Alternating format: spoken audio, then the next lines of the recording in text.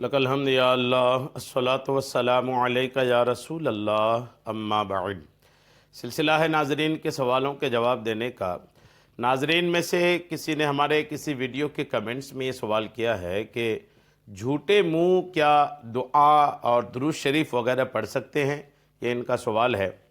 جھوٹے منہ مطلب یہ انہوں نے کہا کہ سوال میں یہ بھی لکھا ہے کہ ہم کھائے پیے اور اکثر ہمارا درود شریف اور دعائیں پڑھنے کی عادت ہے، تو ہوتا یہ ہے کہ کھا لیے کئی بار کچھ کھانے کے بعد پھر وہ پانی پینے کا یا کلی کرنے کا یاد نہیں رہا، پھر وہ درود شریف پڑھنے لگ گئے یا کوئی دعائیں پڑھنے لگے، تو کیا اس کی صورتحال ہے؟ کچھ کھانے پینے کے بعد بنا کلی کیے بنا پانی پیے کیا کچھ نہیں پڑھ سکتے یا پڑھ سکتے ہیں؟ شریعت اس کے بارے میں کیا کہتی ہے؟ انشاءاللہ میں وضاحت کرتا ہوں، آپ توجہ کے ساتھ اس بیان کو سنیے، انشاءاللہ ایک اہم مسئلہ آپ کو سمجھ میں آئے گا۔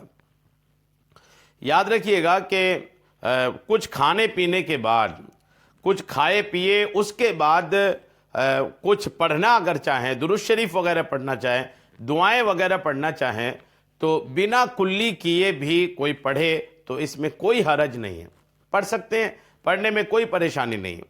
یہاں تک کہ جو مسائل ہیں اس میں سے ایک دو مسئلہ میں آپ کو پیش کرتا ہوں تاکہ بات اور کلیئر ہو جائے۔ فتویٰ عالمگیری کے اندر ہے کہ جن پر غسل فرض ہو ان کو درود شریف اور دعائیں پڑھنے میں حرج نہیں ہے۔ جی ہاں، جن پر غسل فرض ہو گیا ہے، جن پر نہانا ضروری ہو گیا ہے، اگر وہ بھی درود شریف اور دعائیں پڑھنا چاہیں تو بھی پڑھ سکتے ہیں۔ اب آپ غور کیجئے، جو ناپاک شخص ہے، جن پر غسل فرض ہو چکا ہے، جن کو نہانا فرض ہو چکا ہے، اگر وہ بھی درود شریف اور دعائیں پڑھ سکتے ہیں تو پھر کھانے پینے کے بعد بالکل کوئی حرج نہیں۔ ہاں، یہ ضرور ہے کہ اگر ناپاک شخص ہے، غسل فرض ہو چکا ہے، وہ درود شریف پڑھنا چاہیں تو بہتر یہ ہے کہ وضو یا کلی کر لے۔ کون؟ جو ناپاک شخص ہے۔ یہ بار شریعت کے حصہ 2 کے صفحہ 49 میں لکھا ہے۔ اور ایسا ہی شخص جو ناپاک ہے، جن پر غسل فرض ہے، ان کو اذان کا جواب دینا بھی جائز ہے۔ اذان کا جواب بھی دے سکتے ہیں۔ جب اذان کا جواب ایک ناپاک شخص دے سکتے ہیں تو کھانے پینے کے بعد درود شریف اگر پڑھنا چاہیں، دعائیں اگر پڑھنا چاہیں تو بلا شبہ اس میں کوئی حرج نہیں ہے۔ اچھا، کھانے پینے سے مسلک حنفی میں وضو بھی نہیں ٹوٹتا۔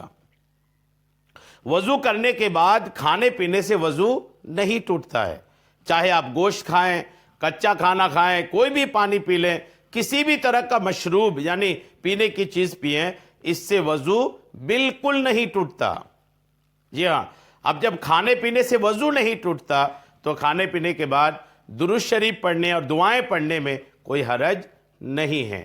بہرحال امید ہے کہ ان باتوں سے آپ پر مسئلہ واضح ہو گیا ہوگا۔